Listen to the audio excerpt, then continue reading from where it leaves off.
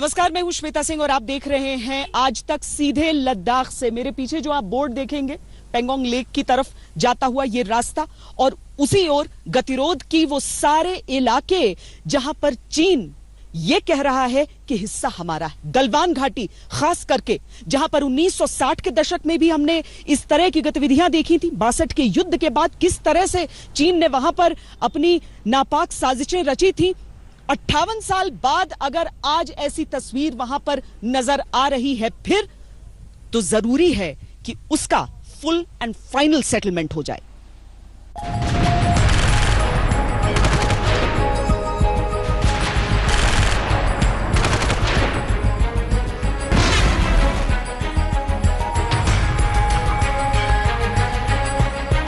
Satellite की इन तस्वीरों पर गौर कीजिए।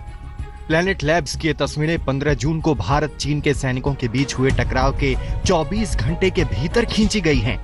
इन तस्वीरों में भारत और चीन के सैनिकों के बीच हुए खूनी संघर्ष और उसके बाद की स्थिति का पता चलता है। सैटेलाइट सबूतों से पता चलता है कि चीनी सैनिकों की संख्या कहीं ज्यादा होने और अपने 20 जवानों की शहादत के बावजूद भारत के जांबाज सैनिकों ने अपनी जमीन नहीं छोड़ी। ग्राउंड जीरो से आई 16 जून की हाई रिजोल्यूशन तस्वीरें बताती है कि चीन की तरफ भारी सैन्य तैनाती हुई है। चीन ने 6 जून को दोनों देशों के बीच लेफ्टिनेंट जनरल स्तर की बातचीत में हुए तनाव घटाने के समझौते का सम्मान नहीं किया और अवैध कब्जा नहीं छोड़ा। 1962 की लड़ाई के बाद पहली बार गलवान घाटी में इतनी जबरदस्त हिंसक झड़प हुई। इस बार भी चीन ने ही विश्वासघात किया। चीनियों के इस धोखे का सेना ने मुंह तोड़ जवाब दिया। वहीं सरकार के लहजे से साफ है कि चीन को इसका हिसाब देना होगा। मैं देश को भरोसा दिलाना चाहता हूं, हमारे जवानों का बलिदान व्यर्थ नहीं जाएगा। हमारे लिए भारत की अखंडता और संप्रभुता सर्वोच्च है और इसकी रक्षा करने से हमें कोई भी रोक नहीं सकता। गलवान घाटी में 58 साल पहले भी चीन ने भारत के साथ धोखा किया था। 1961 में चीन की सेना पीएलए ने कोंग काला में सीआरपीएफ की पेट्रोलिंग पार्टी पर हमला किया था। बदले में भारत ने गलवान और पेंगोंग झील के बीच का इलाका अपने कब्जे में ले लिया। इस तनातनी के बीच 1962 में भारत और चीन की सेना आपस में भिड़ गई। जुलाई 1962 में गोरखा रेजिमेंट के सैनिकों ने सेमजंगलिंग में चीन के पोस्ट की संचार लाइनों को काट दिया। तिल मिलाकर चीन ने इस पोस्ट को तबाह करने के लिए पूरी बटालियन भेज दी। बहादुरी से लड़ते हुए भारत के 33 जवानों ने अपने प्राणों का बलिदान दिया। उसके बाद चीन ने अक्साई चीन और ऐसे कई इलाकों को अपने कब्जे में ले लिया जो उसके मुताबिक सामरिक महत्व रखते थे। लेकिन गलवान में वो पीछे हट गया था और तकरीबन तब से लेके अभी तक ये नॉन डिस्प्यूटेड एरिया था। अभी इसकी स्ट्रेटेजिक सिग्निफिकेंस चीन को समझ आई जब हिंदुस्तान ने दौलत शो को हल्दी तक रोड बनानी शुरू की और एक मेट्रो रोड गलवान तक बनाई। चीन को जब इसका सामरिक महत्व समझ आया तब उसने इन इलाकों में तेजी से सड़क निर्माण करना शुरू किया। अब चीन के सैनिक बड़ी आसानी से LAC तक गाड़ियों में पहुंच जाते हैं। गलवान के आसपास बुनियादी ढांचा खड़ा कर चुका चीन अब पीछे हटने को तैयार नहीं है। दूसरी तरफ भारत ने भी साफ कर दिया है कि वो अपनी संप्रभुता से समझौता नहीं करेगा। जहां कहीं हमारे मतभेद भी रहे हैं, हमने हमेशा ही ये प्रयास किया है कि मतभेद विवाद न बने, डिफरेंसेस डिस्प्यूट्स में न बदले।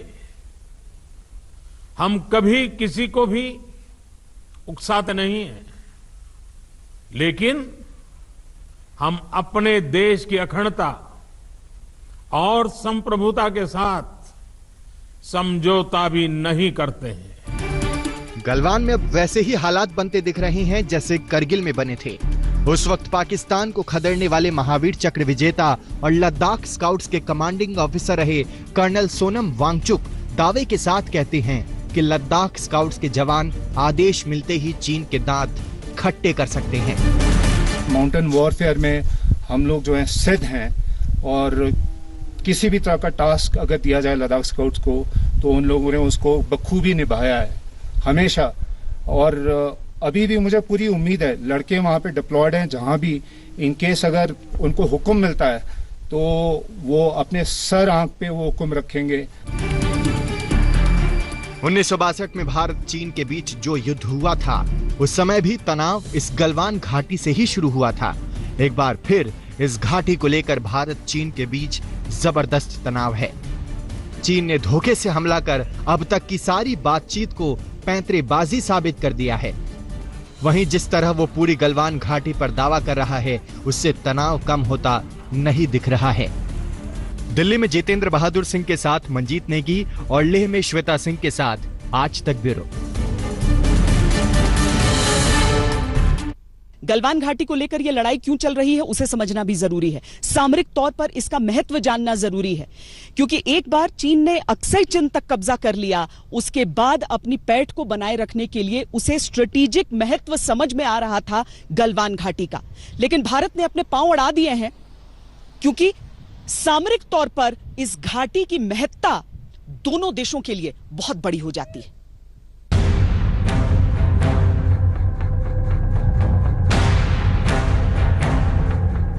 उन्नीस के बाद पहली बार भारत चीन के बीच हिंसक झड़प का गवाह बनी गलवान घाटी चीन और भारत दोनों के लिए बेहद अहम है। भारत अब तक यहाँ की ऊंची ऊंची पहाड़ियों पर काबिज रहा है और सामरिक तौर पर उसने अपनी बढ़त को बनाए रखा था। दरअसल 1962 की जंग में चीन ने पूरी गलवान घाटी को कब्जे में ले लिया था, लेकिन बाद में उसे छोड़कर चला गया। इस बार वो गलवान घाटी को अपना बता रहा है और भारत से कह रहा है कि वो इसे छोड़कर जाए। आखिर इसके पीछे चीन की चाल क्या है? अगर हम गलवान की हाइट्स के ऊपर छा जाते हैं तो हम जो नेशनल हाईवे 219 है, जो अक्साई चीन को काराकोरम और उसके बाद पाकिस्तान के साथ जोड़ता है, हम उसकी लाइफ लाइन को कट कर सकते हैं। हम उसके ऊपर ऑब्जर्वेशन और फायर गिरा सकते हैं, बिल्कुल सीमा फिक्स जैसे कारगिल के माध्यम से पाकिस्तान हमारी लाइफ लाइन से दखलंदाजी कर रहा था। शी जिनपिंग एक साथ कई निशाने साधना चाहते हैं।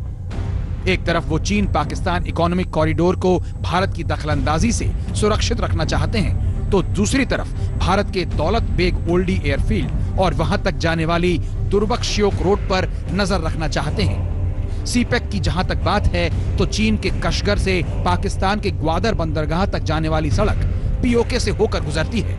अगर हिंदुस्तान की फौज गलवान की ऊंची पहाड़ियों पर मौजूद रहेगी तो वो जब चाहे इस हाईवे को निशाना बना सकती है।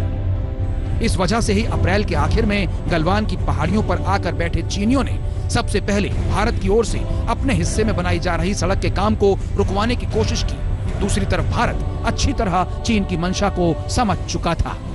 यही वजह है कि भारत के विदेश मंत्री एस जयशंकर ने चीन के विदेश मंत्री वांग यी को कड़े शब्दों में आईना दिखा दिया। जयशंकर ने कहा, गलवान में जो कुछ भी हुआ वो चीन की सोची समझी साजिश और कार्रवाई थी, जिसके चलते घटनाएं होती चली गई। इससे जमीनी हालात को बदलने की उसकी मंशा साफ हो गई।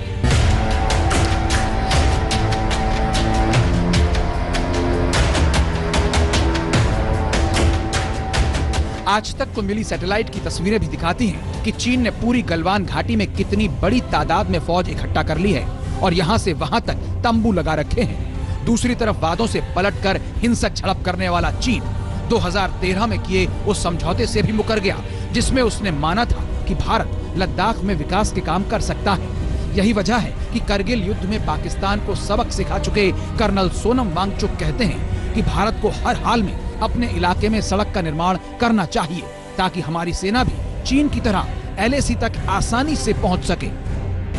ये जो हमारा इलाका है उसमें मेरे कोई इसमें गलत काम नहीं है। इनकेस हमारा अपना इलाका है, उसमें हम चाहे जो भी करें, ये जो हमारा कार्रवाई है, ये जो हम कर रहे हैं प्रोजेक्ट्स हैं, उनको किसी भी दबाव के अंदर आके हमें बंद नहीं करना चाहिए और ये हमें कायम रखना चाहिए। हम इस समय जहां पर मौजूद हैं, दिल्ली से लद्दाख पहुंची आज तक की टीम ने भी देखा कि सीमावर्ती इलाके पर सड़क निर्माण के लिए मजदूरों को लगातार भेजा जा रहा है। जब हम लद्दाख की तरफ आ रहे थे उस समय भी जो मजदूर हैं जिन्हें बॉर्डर रोड्स बनाने की जिम्मेदारी है, उन्हें हवा के रास्ते यहां पर अब भेजा जा रहा है और एक एक करके जैसे जैसे यहां पर पहुंच रहे हैं उन्हें लेह से आगे उन सीमावर्ती इलाकों में भेजा जा रहा है, ताकि जो इंफ्रास्ट्रक्चर का जो काम चल रहा है वो किसी भी तरीके से रुके नहीं। भारत के इलाके को अपना बताने वाला चीन गलवान पर एक और वजह से दबाव बना रहा है।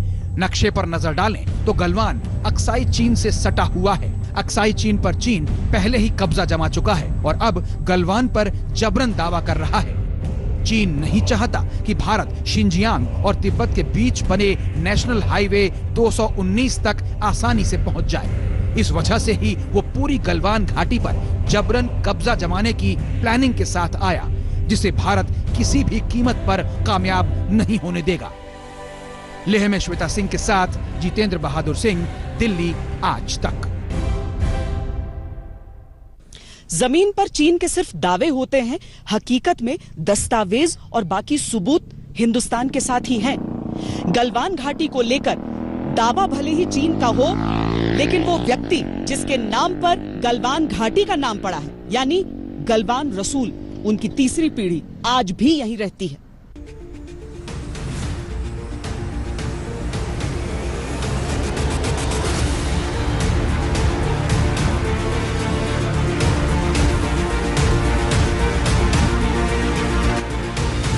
गलवान घाटी पर चीन अपना दावा करता है, लेकिन इतिहास गवाह है कि चीन इस घाटी के लिए महज एक घुसपैठिया है। इस घाटी की खोज एक गाइड गुलाम रसूल गलवान ने की थी, जो मूलतः कश्मीर के थे और लद्दाख में आकर बस गए थे। ये किताब इसका बड़ा सबूत है कि गलवान भारत का है। सर्वेंट ऑफ साहिब्स नाम की इस किताब को गुलाम रसूल गलवान ने टूटी फूटी अंग्रेजी में लिखा था। इसमें गलवान ने अंग्रेज खोजकर्ताओं के साथ घाटी में घूमने के अपने अनुभवों को दर्ज किया है। साल 1899 जब हिंदुस्तान पर अंग्रेजों की हुकूमत थी और डनमोर और फ्रांसिस यंग हस्बैंड समेत करीब 15 खोजकर्ता अंग्रेज ट्रैकिंग कर रहे थे, इस दौरान वो रास्ता भटक गए।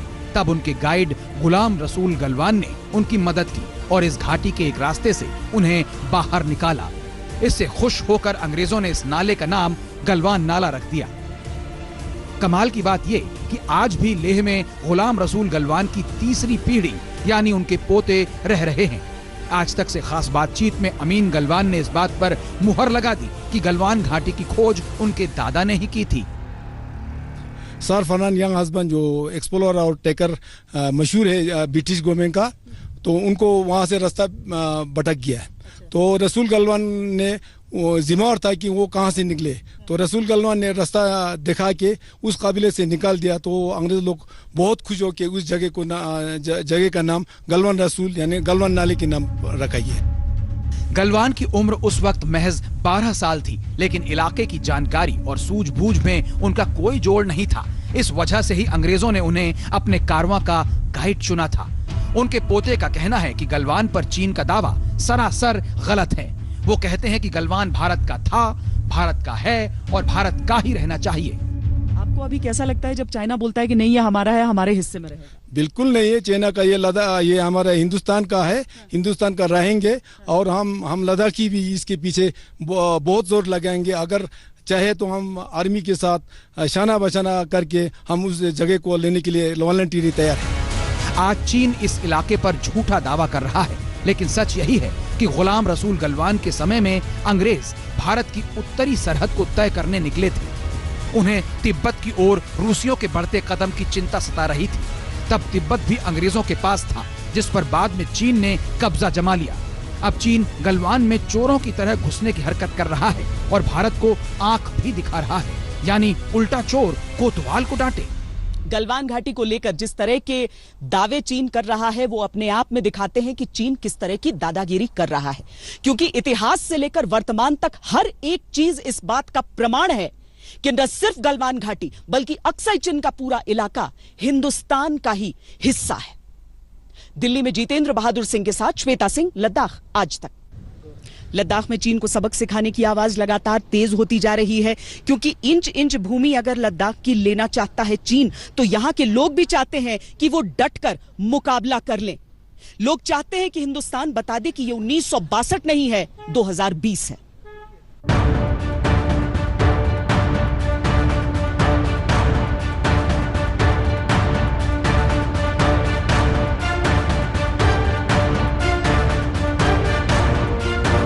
गलवान घाटी में चीन की दगाबाजी की खबरें सुनकर लद्दाख के लोगों का गुस्सा बढ़ता जा रहा है। इससे पहले भी चीन ने जब जब भारत की तरफ आंख उठाकर देखा, तब तब लद्दाख के लोगों ने सेना के साथ कंधे से कंधा मिलाकर चीन का मुकाबला किया है।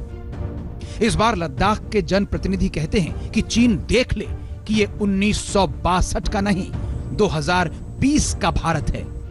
हमेशा मरते दम तक हमारे पे जोश और जज्बा रहेगा, तो उसके लिए वो पूछने वाली बात है भी नहीं है। हम सब इसके लिए हम 24 घंटा हम यही सोचते हैं कि हम कब हमें मौका मिले, ऐसे मौका मिलने पर हम रेडी बैठते हैं हमेशा। लद्दाख में बड़ी संख्या में पूर्व सैनिक रहते हैं जो रिटायर होने के बाद भी देश के लिए सरहद पर जाने को तैयार हैं। ये कुछ ज्यादा ही कर रहा है, तो इसमें जवाब देना चाहिए, क्योंकि आज के जो हिंदुस्तान की जो फोर्स है, जो हिंदुस्तान की जो अभी लेवल जो है 1962 की उस लेवल पे नहीं, तो अभी जो है 2020 का भारत है, तो उस हिसाब से हमें जवाब देना चाहिए। बिल्कुल। लद्दाख के लोग चीन की चाल बरसों से देखते आए हैं। यही वजह है कि वो चाहते हैं कि चीन इस बार अच्छी तरह सबक सीख कर जाए। बाकिर चो, लेह, आज तक। हमारी इस पेशकश में इतना ही। देश और दुनिया की बाकी खबरों के लिए आप देखते रहिए आज तक। नमस्कार, मैं हूं अंजना ओम कश्यप। हमें उम्मीद है ये वीडियो आपको पसंद आया होगा। लेटेस्ट खबरों के लिए यूं ही देखते रहिए आज तक, और इस वीडियो के पसंद आने पर लाइक, शेयर एंड सब्सक्राइब करना ना भूलें।